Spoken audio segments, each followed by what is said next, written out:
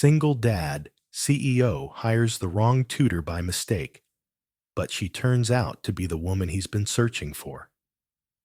Before we begin the story, leave a comment below and tell us where you're watching from. And subscribe to our channel so you don't miss our latest stories. Enjoy the story. The city hummed beneath the skyline of Manhattan as the last light of day melted into a wash of violet and gold. From the 47th floor of a luxury glass penthouse, the world looked small, controlled, measured, precise, just the way Julian Reed liked it. Everything in his life was structured, down to the exact minute his alarm went off, the temperature of his morning coffee, and the curated bedtime routine of his 6-year-old daughter, Maya. As the CEO of a global real estate empire, Julian was known as the man who never made mistakes, never left anything to chance. But that evening, the biggest change in his life was about to arrive, hidden inside what should have been just another scheduled appointment. The doorbell rang at precisely 5 p.m., the time his assistant had arranged for the new tutor to meet Maya. Julian didn't bother checking who it was. He expected a reserved, stern woman in her 50s with a clipboard and a lesson plan thicker than a novel. He expected someone who mirrored his own sense of order, someone who would reinforce the values he believed Maya needed: discipline, achievement, perfection. Instead, when the door opened, it was as if spring had walked into his autumn. Standing in the doorway was a woman with warm chestnut hair that danced freely around her shoulders, a sun-patterned tote bag slung carelessly over one arm, and a floral dress that seemed to rebel against every gray wall of his home. She smiled like she meant it, her eyes sparkling with something wild and honest. "Hi," she said cheerfully. "I'm Clara Bennett. You must be Mr. Reed." Julian froze. "I'm sorry," he said, frowning. "There's been a mistake. You're not who I hired." Clara blinked, then laughed softly. A laugh that somehow echoed into places inside Julian he didn't know still existed. "Well, that's funny," she replied with a tilt of her head, "because I definitely have a signed email from your office. Looks like someone hit the wrong send." She held up her phone with a mock shrug. "But I'm already here." Before Julian could respond, a small voice floated in from the hallway. "Is that her, Daddy?" Maya peeked out, her curls bouncing around her cheeks. When she spotted Clara, her entire face lit up. Without hesitation, she rushed forward, grabbing the stranger's hand like it was the most natural thing in the world. Julian opened his mouth to protest, to send her away and demand the proper candidate return. But Clara crouched down, locking eyes with Maya. "Hi there, kiddo. You must be the brilliant girl I'm lucky enough to hang out with today." Maya nodded seriously. "I like your dress. It looks like a story." Julian was stunned into silence. He watched as his daughter, usually shy with new people, wrapped her arms around Clara like they were old friends. Something about the scene made his chest tighten, but he couldn't tell if it was annoyance or fear. He cleared his throat, trying to reclaim control. "Miss Bennett, I'm afraid this is not what we had in mind. Maya requires a more disciplined structure." Clara stood up, unbothered. "Mr. Reed, I totally understand. Give me a week. If I'm not the right fit, I'll leave quietly." "But sometimes," she said, glancing at Maya, "what a child needs doesn't come wrapped in a resume." Julian hated how persuasive her voice was. He hated even more the hopeful look in Maya's eyes. "Fine," he muttered. "1 week." As Clara followed Maya down the hall, already turning spelling words into a game of hopscotch. Julian stood in the doorway, his world suddenly misaligned. He had built his life to avoid surprises, to shield Maya from pain, to keep everything and everyone in perfect control. But that day, something or someone slipped through the cracks, and he had no idea that the woman who just walked into his home by mistake would soon become the one person who could break down every wall he'd ever built. Julian Reed had never been fond of messes, emotional or otherwise, but the next few days challenged that truth in ways he hadn't anticipated. Clara Bennett did not just walk into his home with a colorful bag and a sunlit smile. She had brought with her an entirely new rhythm, one that Julian hadn't given permission for, but which Maya embraced without hesitation. In just 48 hours, his structured household, once defined by rules, routines, and muted tones, had transformed into something else entirely. It wasn't chaos. Not exactly. It was life. On Wednesday morning, Julian returned home between meetings to retrieve a forgotten briefing folder. He expected Maya to be buried in worksheets, practicing her multiplication tables in silence while Clara observed with polite restraint. Instead, what he found stopped him cold. Laughter, loud and genuine, floated down the hallway. It wasn't the kind of laughter he associated with discipline, nor did it sound like the quiet joy of a child dutifully following instructions. It was messy, unfiltered, free. He followed the sound into the sunroom, where Clara had pulled all the cushions from the couch and turned them into mountains for a storytelling adventure. Maya was halfway through acting out the role of a lion princess, wearing a makeshift crown made of aluminum foil and ribbon. Clara, barefoot, sat cross-legged on the floor, narrating a story about courage and kindness that had somehow evolved into a math riddle involving enchanted forests and multiplication spells. Julian's gaze swept the room, taking in the scattered notebooks, colored pencils, and trail of glitter left from an earlier art project. He should have been furious, but he wasn't. He stood quietly at the doorway, his arms folded as he watched Maya's entire body light up as she counted imaginary gold coins earned from solving Clara's math puzzle. Julian had spent so long trying to give his daughter everything money could buy: resources, education, a life without uncertainty. But in that moment, it became painfully clear that what Clara gave her wasn't in any of those things. It was permission. Permission to learn and joy, to make mistakes, to play and still grow. Later that night, after Maya had fallen asleep, with streaks of glitter still on her cheeks and a smile etched into her dreams, Julian sat across from Clara in the living room. A faint city hum whispered beyond the windows. He had poured himself a glass of wine out of habit, but hadn't touched it. "I saw what you did with Maya today," he said, his voice low but thoughtful. "You turned arithmetic into a fairy tale." Clara looked up from the journal she was writing in, her expression open. "And she solved it all by herself. You noticed that part too, right?" He nodded. "You don't follow the structure I provided." Clara didn't flinch. "I know. But she's not a file to be managed, Julian. She's a child.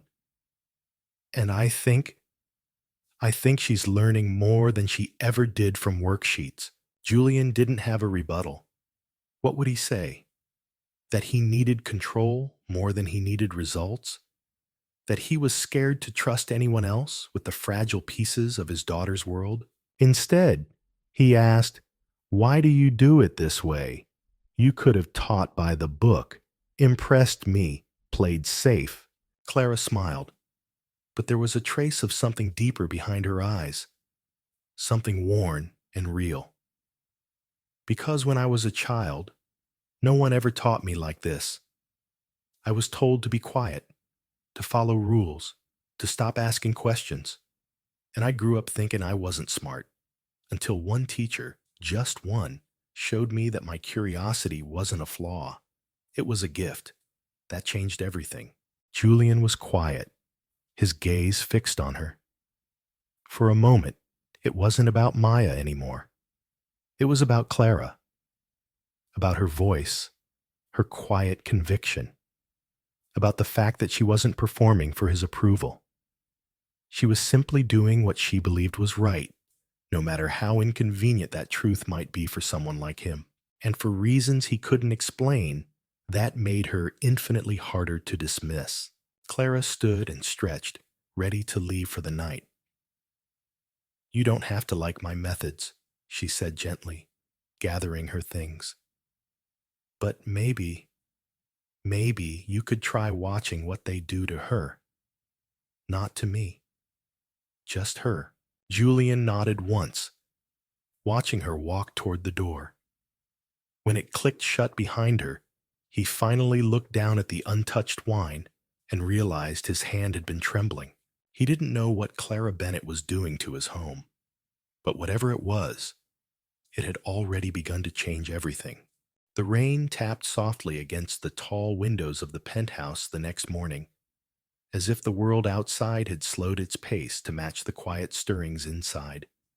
Julian Reed stood by the window in his crisp charcoal suit, the skyline stretching beyond him, but his thoughts were elsewhere.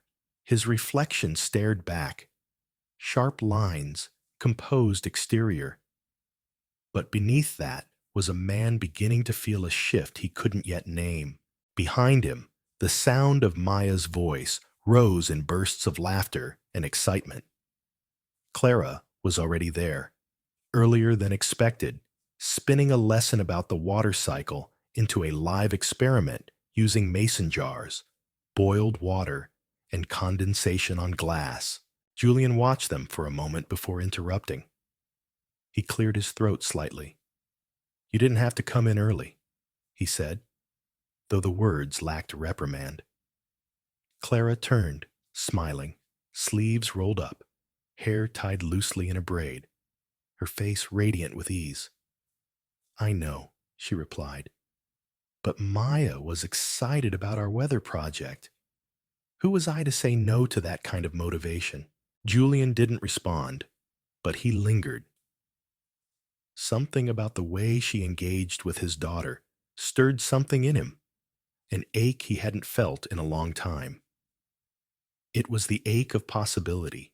The day unfolded slowly, rain keeping the world indoors, and for once, Julian postponed meetings he would have never missed. He worked from home, watching from the corner of his study as Clara and Maya moved between science experiments, fairy tale writing, and music hour, where Clara played soft melodies on the piano while Maya hummed along. In the quiet of the afternoon, Julian brought Clara a mug of coffee, setting it beside her without a word. She looked up, surprised. "Didn't know you were still here?" she said, her tone light. "I thought CEOs only existed in glass towers with no brakes." He leaned against the edge of the piano, watching her fingers graze the keys. "I'm realizing some towers need a few windows opened."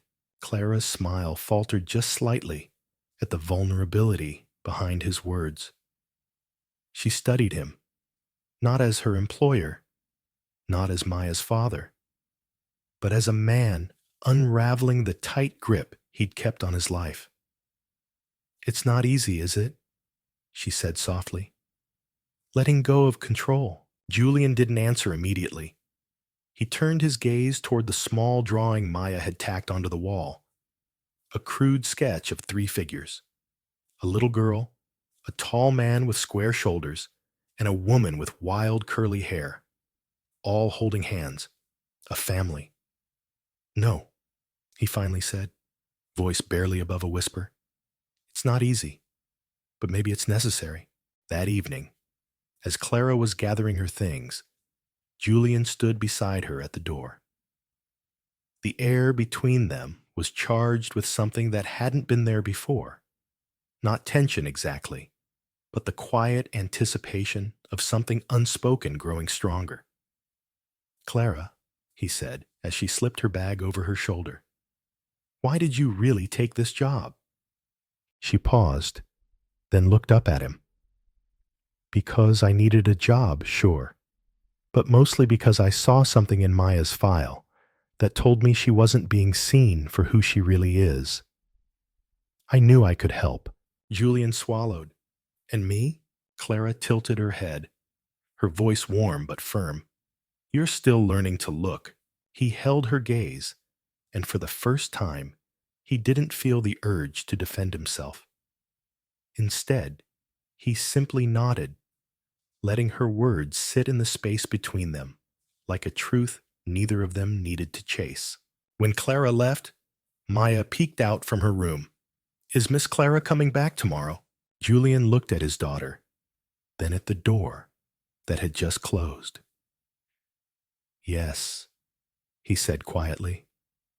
"She is," and he knew, even if he didn't fully understand it yet, that something in his life had shifted again. And this time, it felt like the beginning of something real. Julian had always believed in clear lines between business and emotion, between his personal world and the rest of the chaos outside.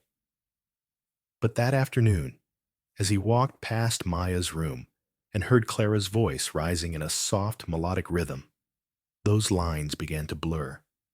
She was reading aloud, not from a textbook or a pre-approved lesson plan, but from a story Maya had written herself. Julian lingered by the doorway, unseen, drawn in by the gentle cadence of Clara's voice and the way Maya's face lit up with pride at every word. He had seen progress before. Maya had always been smart. But this was different. This was joy. Her laughter was uninhibited. Her eyes sparkled with a curiosity he had almost forgotten she possessed. Clara wasn't just teaching facts. She was nurturing something deeper, something more lasting. Julian had built empires through control, but Clara was building trust with the simplest of tools: time, patience, and presence. Later that evening, while Maya napped on the couch, exhausted from the day's creative whirlwind, Clara stood in the kitchen cleaning up art supplies. Julian joined her without speaking, grabbed a cloth, and began drying the watercolor brushes she'd just rinsed. The moment was ordinary, quiet even, but it carried a weight he couldn't ignore. Clara broke the silence first. "You don't have to help, you know." Julian gave a soft chuckle, shaking excess water from the bristles. "I'm starting to realize there's a lot I don't have to do, but maybe I should." Clara looked over at him, and for a brief moment, her smile faltered, not out of discomfort, but recognition. She was seeing something shift in him, too. "Can I ask you something?" Julian asked, setting the brush down. Clara nodded. "Why do you think Maya connects with you so easily?" His voice was curious, but vulnerable in a way that surprised even him. Clara dried her hands and leaned back against the counter. "Because I listen. Because I don't expect her to be anything other than who she is. Kids know when you're just going through the motions. Maya's been seen like a project for so long. She just needed someone to see her heart." Julian exhaled slowly. "That's something I never knew how to do. Not really. I've tried to protect her, to prepare her. But sometimes I wonder if I've only made her world smaller." Clara's gaze softened. "Protection is love, Julian, but so is letting someone fly, even if it scares you." Her words landed deeper than he expected, tugging at memories he had long buried. The fear he'd felt when Maya's mother left, The promise he'd made to never let anything or anyone disrupt the fragile sense of security he had built for his daughter. But here was Clara, undoing it all with compassion, not chaos. That night, after Clara left, Julian stood by Maya's bed, watching her sleep, her tiny hand curled under her chin, the soft rhythm of her breathing a steady reminder of what mattered most. And yet, instead of feeling confident in his solitude, he felt something else creeping in. Regret. Regret that it had taken someone from the outside to show him what his daughter needed all along. Back in his room, Julian found himself staring at the untouched glass of whiskey on his nightstand. Instead of picking it up, he opened his phone and looked at Clara's contact. His thumb hovered over the screen for a long time before he finally locked the phone and set it aside. He wasn't ready to say anything yet, but he was beginning to understand what he wanted to say. And for a man who had built his life on knowing every answer in advance, that realization alone was enough to keep him awake long into the night. The next morning, Clara arrived at the penthouse with her usual warm energy, her eyes lighting up the moment she saw Maya waiting by the door, already dressed, shoes on the wrong feet, but glowing with excitement. Julian stood at the edge of the hallway, silently observing the reunion. Maya threw herself into Clara's arms, laughing, and for a second, Julian envied the ease with which Clara was able to draw that kind of affection so naturally, without ever asking for it. Clara glanced over and smiled politely at Julian, but it wasn't the kind of smile that lingered. It was respectful, reserved. She didn't assume space. She never had. And maybe that's why her presence filled the apartment without ever feeling like an intrusion. Julian returned the smile with a nod before heading to his office down the hall. He told himself he had work to do, but the truth was, he left the door slightly ajar. From his desk, he could hear Clara and Maya beginning their lesson. There was laughter, the occasional burst of imagination. Maya pretending to be a scientist discovering a new species of butterfly made from scraps of colored paper. And in between, Clara's calm guidance, her affirmations. She never made Maya feel wrong. She made every misstep a path toward something new. Julian's hands hovered over his keyboard, frozen by the realization that Maya hadn't giggled like that in years. Not since before her mother left. A few hours passed before Clara knocked softly on his office door. "Hey," she said gently, "I made some chamomile tea. You look like you could use a break." Julian looked up, caught off guard. She held out the mug with both hands as if offering peace. He hesitated, then reached out to take it. "I didn't ask for this," he said quietly, not unkindly. "I know," Clara replied. "But sometimes the things we don't ask for are the ones we need most." They sat at the kitchen island, Maya tucked away in her room, working on a project Clara had given her, crafting a storybook from folded construction paper. Julian cradled the tea in his hands.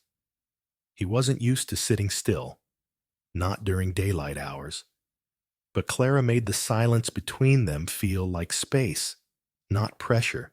"I used to think everything in life could be controlled," he said, staring into the steam. "That if I planned enough, scheduled tightly enough, I could keep the chaos out." Clara rested her elbow on the counter. "And how's that working out for you?" Julian let out a low breath, somewhere between a laugh and surrender. "Not as well as I'd hoped." Clara didn't press. She let the conversation find its own shape, and maybe that's why he kept talking. "Maya's mother left when she was 3, he said, voice steady but softer now. "No warning, no note, just gone. I told myself I had to be both parents. So I built a world with no surprises, just structure, no room for anyone who could disrupt that. Clara listened, her eyes never leaving his. And now? Julian looked up. Now? I don't know. You're here. She's smiling. And I'm starting to think maybe I've spent the last 4 years keeping everything out, including the things that could have healed us. Clara nodded slowly, then said something he wasn't ready for. Healing doesn't mean forgetting. It means choosing what still matters. Her words stayed with him long after she'd left for the day. That night, as Maya fell asleep with her homemade storybook clutched to her chest, Julian stood by the window. The city stretched endlessly beneath him. And for the first time in a very long time, he wasn't looking out at what he'd built, but at what might still be waiting for him to build next. It was a Thursday morning when Julian Carter realized the shape of his world had started to shift, slowly but undeniably. He had just returned from an early board meeting, the weight of decisions still lingering on his shoulders. The apartment was filled with the aroma of something sweet, cinnamon maybe, and the faint sound of Maya's laughter echoed from the kitchen. Clara was teaching her fractions by slicing a warm batch of cinnamon rolls into equal pieces, each one a visual, edible lesson. Julian stopped just out of sight, leaning against the wall, watching the scene unfold. Maya's fingers were dusted with sugar as she counted aloud. Clara gently corrected her, her tone light, never dismissive. She celebrated every small victory as if it mattered more than numbers in a ledger. And for Maya, it did. For Julian, too, in ways he hadn't fully admitted. He watched the way Clara leaned in when Maya spoke, how her whole attention anchored in the child's world, like nothing else existed in that moment but understanding and joy. And something inside Julian softened. He wasn't used to witnessing such gentleness. His world had been carved out of precision, of deals and deadlines, and the unyielding belief that emotions only got in the way of progress. But here, in his own kitchen, with his daughter and a woman he hadn't even planned to hire, everything he thought he understood about connection was unraveling. Later that evening, after Maya had gone to bed, Julian found Clara standing on the balcony, looking out over the city. The skyline sparkled in quiet brilliance, and she seemed to belong there, in the stillness, as if she were made for moments that didn't demand anything but presence. He joined her, offering her a cup of tea without a word. She took it with a smile, and they stood in comfortable silence until Julian finally spoke. "I've been thinking," he said, voice low, tentative in a way he wasn't used to, "about how different everything feels since you came here." Clara didn't respond right away. She sipped her tea and glanced sideways at him. "Different good or different dangerous?" He let out a quiet breath, amused by her directness. "Maybe both." She nodded slowly. "Sometimes good things feel dangerous when we're not used to letting them in." Julian turned to face her. "You came into our lives by accident, a hiring mistake. But somehow, it doesn't feel like a mistake at all anymore." Clara held his gaze. "So why does it still feel like you're holding something back?" Julian didn't flinch. She had a way of seeing through the masks he'd worn for years. He looked down at the cup in his hand, then back up at her. "Because I'm afraid," he admitted. "Afraid that if I let you, matter too much, I'll lose it. Like I've lost before." Clara's voice was soft, but unwavering. "That's not love, Julian. That's fear wearing its best disguise." The words pierced him more deeply than he expected. He didn't know how to respond, and for once, he didn't try to. He just stood there, letting the silence hold what he couldn't yet say. Clara didn't press him. She never did. Instead, she stepped closer, just enough that their shoulders brushed in the quiet. She looked out at the city again, her expression unreadable.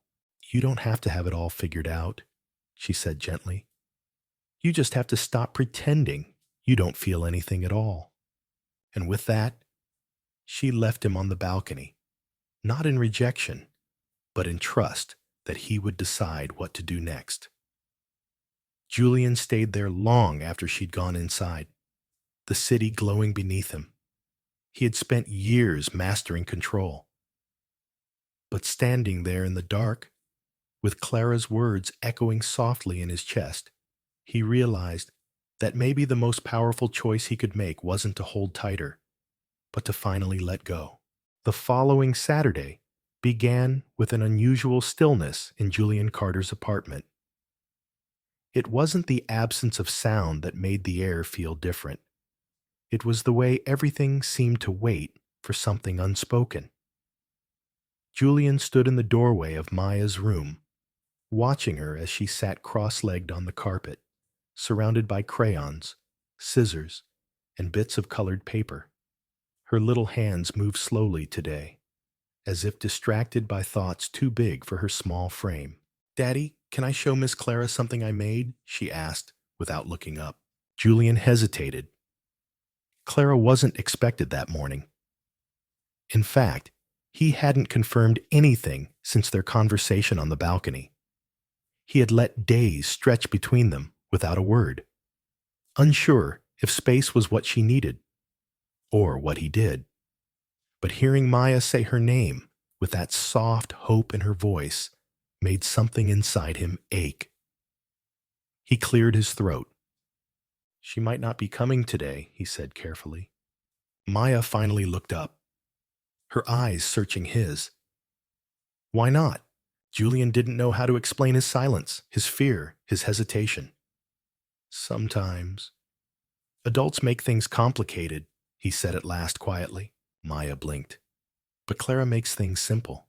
That single sentence, spoken with childlike honesty and without accusation, cut deeper than any critique ever could. Julian had always believed that clarity came from control, from order, but Maya, without knowing it, had shown him a different truth. Sometimes clarity comes from connection, from simplicity, from allowing something real to exist without taming it. A few hours later, he sat alone at the dining table, Maya napping in her room, the house too quiet again. On the placemat in front of him was a small paper heart. Maya had made it, scrawled Clara's name on it in uneven letters, and asked if she could give it to her. Julian picked it up, fingers brushing the edges, and for the first time in days, he allowed himself to miss Clara without justifying it. He called her. The phone rang once, then again. He wasn't sure if she'd answer. He wouldn't blame her if she didn't. But on the third ring, her voice came through, soft and slightly hesitant. "Julian." There was a moment of silence where neither of them spoke. "Maya made you something," he said, his voice rougher than he intended. "And I think I owe you more than an apology." Clara's breath caught, audible even through the line. "I wasn't waiting for you to owe me anything." "I know," Julian replied. "That's what makes you different." She didn't speak, and he knew she was letting him continue. That was her gift. Space, grace, presence. "I've spent my life building walls. I thought they protected Maya, protected me. But you stepped in without asking for anything. And somehow, that's exactly what we needed." He paused. "Would you come over?" There was a beat of silence. Then gently, "Yes, When Clara arrived, Maya was the first to run to her, arms wide, eyes bright. She pressed the handmade heart into Clara's hands and whispered, "I missed you." Clara knelt down, holding Maya tightly, eyes glistening. Julian stood back, watching, something unspoken blooming in his chest. When Clara rose and faced him, he didn't wait. He walked forward slowly, unsure of the exact words, but certain of the feeling. "I don't want space anymore," he said. "Not between us, not between what we feel." Clara's gaze held his, steady and unreadable. "And what is it you feel, Julian?" He stepped closer, his voice quieter, as if the answer was a vow. "Hope. Finally, I feel hope." Her smile was soft, almost reluctant, as if she didn't quite trust it yet. But it was real. She nodded once. "Then let's see where hope takes us." And for the first time in his life, Julian Carter didn't calculate the risk. He simply followed it. The weeks that followed unfolded with a gentleness Julian hadn't experienced in years. There was no sudden transformation, no sweeping declarations or grand romantic gestures. Just small moments stitched together by something steady and real. Clara began spending more time with them, not just as Maya's tutor, but as someone who belonged. Morning routines shifted. Maya would run to the door before her father had even zipped up her briefcase, eager for Clara's arrival. Julian noticed it in the little things. The way Clara's laughter warmed the apartment, the way Maya's confidence bloomed under her guidance, and the way his own guarded edges began to soften without him realizing. One Friday evening, the three of them sat around the kitchen island, assembling homemade pizzas. Flour dusted the countertop, Maya's cheeks, and even Julian's dress shirt. Clara playfully accused him of being a control freak for arranging the toppings with such precision, while he teased her for putting pineapple on hers. Their banter danced easily between them, and for the first time, Julian felt the weight of his old world. Loneliness, disguised as order, begin to lift. Later that night, after Maya had fallen asleep on the couch in front of a nature documentary, Julian and Clara stood at the sink, washing dishes side by side. The domesticity of it all shouldn't have felt significant, but it did. Julian handed her a wet plate, their fingers brushing, lingering a beat longer than necessary.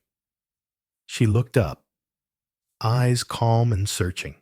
"She's happier," she said quietly, drying the plate. "She is," he agreed, rinsing another. "And you?" Clara's voice was gentle, almost hesitant. Julian paused, staring down at the running water.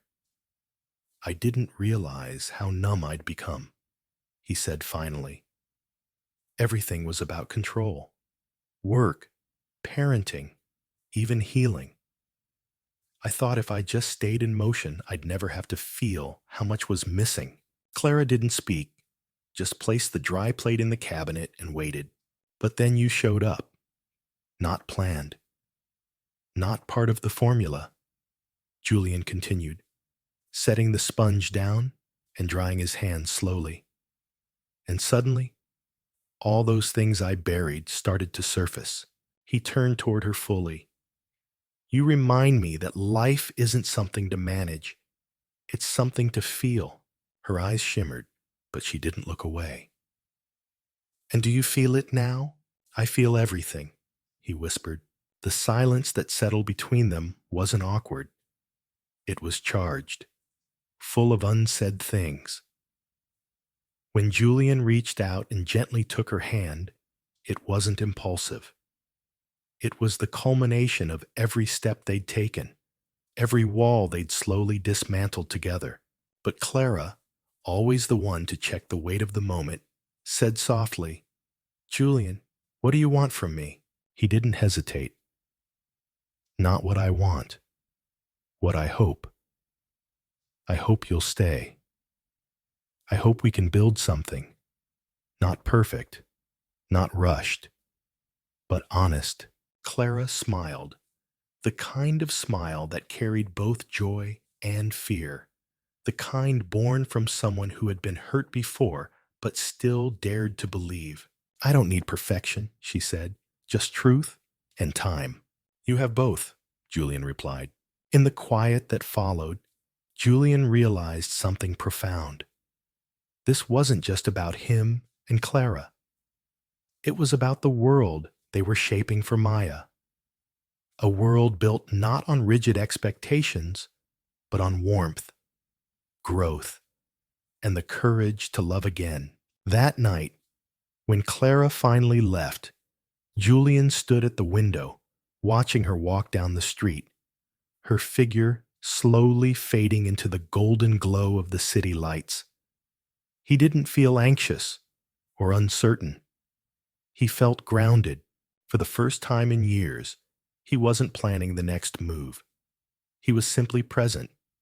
And somehow, that was more powerful than anything he had ever orchestrated. Sunday morning arrived like a quiet promise, with soft light filtering through the windows and the comforting scent of fresh bread wafting from the small bakery downstairs. Julian stood by the window, cradling a cup of coffee, watching as the city slowly came to life. Behind him, he could hear the soft sounds of Maya flipping through a book, humming to herself. It was peaceful, ordinary, yet something in him stirred restlessly. A feeling that had grown with every passing day. Clara had become more entwined in their lives. Not because it was unwelcome, but because it was becoming something he could no longer pretend was temporary. That afternoon, they had planned a visit to Central Park. Nothing extravagant. Just a picnic under the fading fall leaves, a few board games, and time together. Clara arrived wearing a navy coat and a scarf that fluttered in the breeze, her smile warm and instantly grounding. Maya ran to her with a squeal, arms outstretched, and Clara scooped her up without hesitation, laughing as though the world had never given her reason to be cautious. Julian watched them, his heart tightening with something fragile and unfamiliar. It wasn't fear this time. It was longing. Longing for something lasting, something deeper than convenience or circumstance. As they spread the blanket across the grass and settled in, the three of them felt like a picture of what could be, if only time and truth allowed it. Later, as Maya wandered a few feet away, chasing leaves and singing softly to herself, Julian and Clara sat side by side in a hush that didn't need to be filled. He glanced at her, studying the way her hair caught the light, the way her eyes followed Maya with a tenderness he hadn't seen in anyone in years. There was a story there, in her silence, a history she hadn't yet told him. "You always look like you're holding something back," he said gently, not as an accusation, but as an invitation. Clara's gaze didn't leave Maya. "That's because I am." Julian waited, patient. She took a slow breath. "I was engaged. A long time ago. To someone I thought would be the rest of my life. But he wanted a version of me that was quieter, more agreeable, less me. I tried to become that. For a while, until I realized I was vanishing." Julian listened, every word folding into the quiet space between them. "So I walked away," Clara continued. "Not because I stopped loving him, but because I started remembering how to love myself." He reached out, not with words, but with the simple act of placing his hand over hers. "I'm not here to ask you to change," he said, voice low. "In fact, I'm here because you didn't." Clara's eyes flicked to his, surprised, and then softened with emotion. that rippled just beneath the surface. Maya came bounding back, cheeks flushed from the cold, her small hands filled with acorns. "I'm making a nature crown," she declared. "And Miss Clara, you're going to be my queen." Clara laughed, letting Maya pile the acorns in her lap, her heart clearly caught between affection and awe. As Julian watched the two of them, something within him settled. This wasn't just about attraction or gratitude anymore. It was about family. One not formed by accident but by choice. The kind of choice that says, even after the world has broken you open, you can still choose to build something beautiful with the right person. And in that golden sliver of the afternoon, as the wind whispered through the trees and Maya crowned Clara with leaves and laughter, Julian knew he was no longer afraid of what came next. He was ready for it. The first snow fell quietly, a whisper against the city's pulse, softening the sharpness of New York's usual chaos. From the window of Julian Carter's penthouse, the skyline seemed wrapped in white silk, peaceful and slow, so unlike the man who had once lived every moment with calculated control.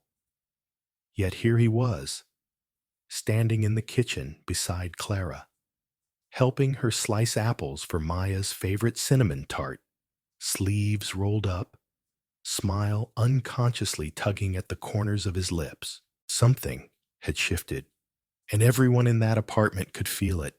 Maya danced between rooms, narrating stories to her stuffed animals, giggling to herself as if she carried a world of wonder no one else could see. It had been weeks since Clara had started staying over on weekends, not because of obligation, but because it had become the most natural thing in the world. Her toothbrush now sat next to Julian's. Her books lined a corner of the living room shelf. Her laughter, her presence, woven into the fabric of their home in a way that no longer felt temporary. Later that evening, they gathered in the living room.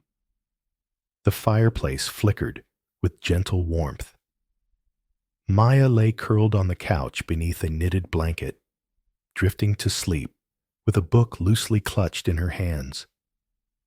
Clara sat beside her, brushing her hair back gently, her eyes soft and full of something so profound Julian almost didn't dare speak, but he had to. He had carried the words long enough. He knelt beside the couch, careful not to wake Maya, and reached into his pocket. Not a ring. Not yet. Something smaller. A key. He held it out, his gaze steady on Clara.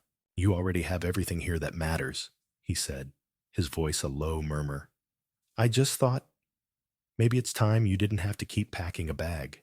Clara looked at him, startled, not because she was unsure of her answer, but because she had never imagined it would feel this easy. Her hand trembled slightly as she took the key, pressing it gently between her fingers. "You're sure?" she whispered. Julian nodded, not with the urgency of someone seeking approval, but with the peace of someone who had found exactly what he'd been missing. "I've never been more certain." She leaned forward, resting her forehead against his, their breath mingling in the quiet. "This isn't just a home anymore, Julian," she said. "It's a beginning." He smiled, eyes closing briefly as he let the weight of that truth sink into his chest. The days that followed blurred into something sacred. Not because they were grand or filled with dramatic declarations, but because they were real. Shared meals, school drop-offs, pillow forts on rainy Saturdays, quiet coffee mornings, where Clara would steal the blanket and Julian wouldn't mind. Life unfolded not as a fairy tale, but as a story they wrote together, one chapter at a time.